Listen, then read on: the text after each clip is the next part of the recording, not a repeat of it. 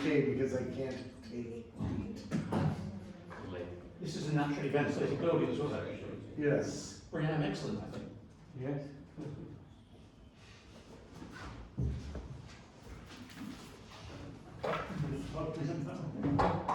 Not exactly walking the talk, are we? Well, so maybe that's one. All right. Well, hi everyone. It's my turn. My dissertation is called Reconciling Conservation and Sustainability: Energy Efficient Retrofit Strategies in Listed Buildings through the case of Chalbury Corner House. And just as a head up, Hossein is my main tutor for it. All right.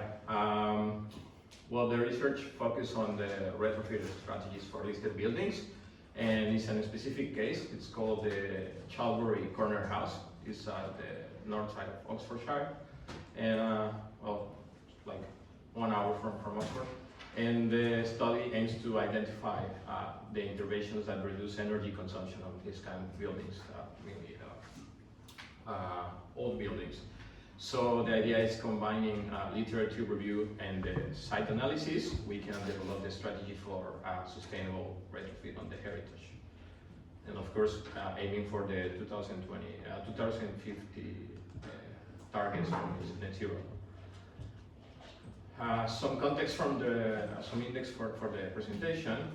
And as a research background, the UK has around 400,000 listed buildings, and of course many of them were built using traditional materials such as stone, lime and timber. And of course these buildings were not thinking about aiming for insulations, so they don't meet current energy standards. And even though they're still being used, so it needs to be updated for these new benchmarks. As a building background, this is the corner house. It's a two-story building. It was built on the 17th century, somewhere around 1672. Has been going through a lot of interventions, but it's only made entirely of stone on the exterior. And pretty much all the facade is listed. The windows, the doors, the roof, and even this little gate on front is also listed. So it's pretty much like a nightmare for retrofit. And also this corner house is run by a local trust. So it's pretty much they're trying to make it efficient in terms of money and how to make it run it as a building. So there is some activities happening here. There is some rooms used as a book stores and as a community area, and also a food bank on the ground. And well, they pretty much don't have any much budget, but they managed to get some money to retrofit during this year. So they have about 100K for during this year, and they already invest 30,000 on upgrading the windows. So right now I don't have any photos from the windows, but it has been intervened during this year. So this was because on terms of lowering the cost of running the building and aiming for the 2050 target, the trust just decided to cut the gas administration. So they pretty much don't have any heating for now. So they just running without any gas, only on electricity. And they're pretty much there, like they have been going through some consultancies, but in terms of what is next, they're just pretty much waiting for some consultancy and some results. And yeah, I think from that's the background for building, the main one. So in terms of the research, the aim is to propose strategies for an efficient energy retrofit, specifically for this case of a study, and can be used for listed buildings. And of course, this is going to align with these principles of net zero. For this, I have planned 5 objectives. The first one is going through the literature review. The second will be to document and evaluate the retrofit interventions carried out, like pretty much the windows so far. And third place is to assess the post-retrofit thermal and energy performance using technical data and physical survey. And fourth place, identify strategies that can be applied to similar heritage buildings.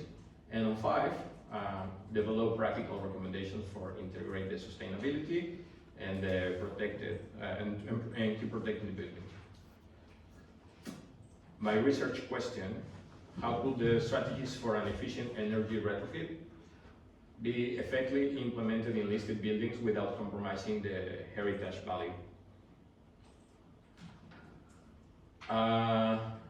Regarding of the methodology, I will say that the main component is a qualitative methodology used in this research, although it also runs some data that can look like it's a quantitative methodology, but mainly it's focusing on the quality of the building because it's just one case.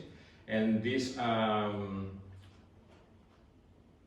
strategy came from this book, the research methodology, since it's one like an example from how this research can be done.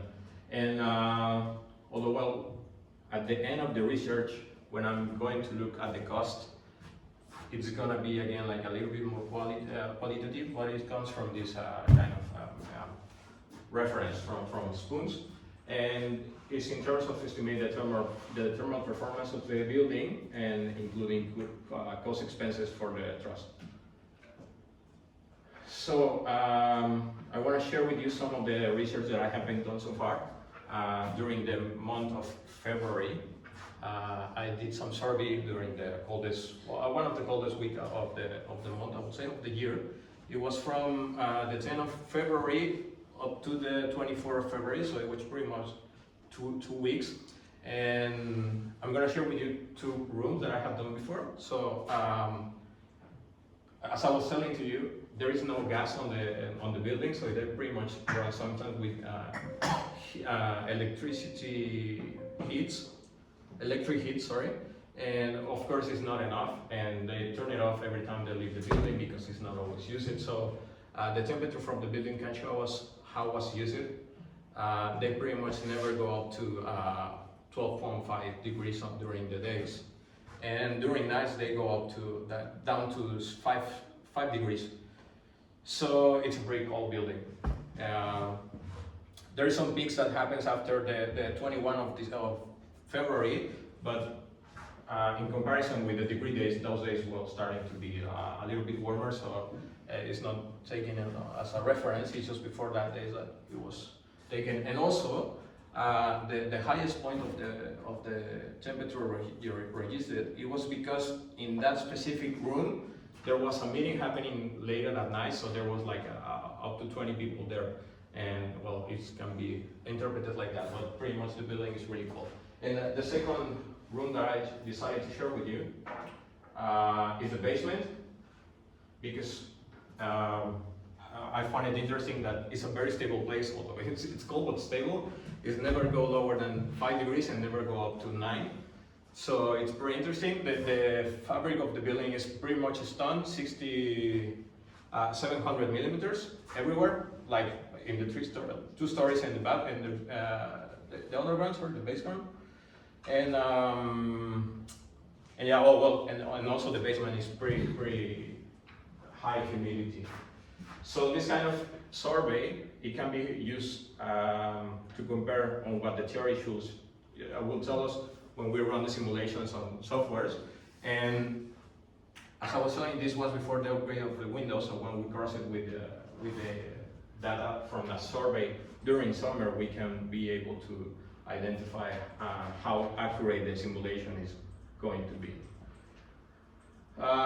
Some impacts and implications from this research. Well, this study aims to make both theoretical and practical contributions. So on one hand, it's going to offer theoretical data on post-retrofit performance in an heritage context. It will provide evidence based on recommendations for scalable retrofit strategies.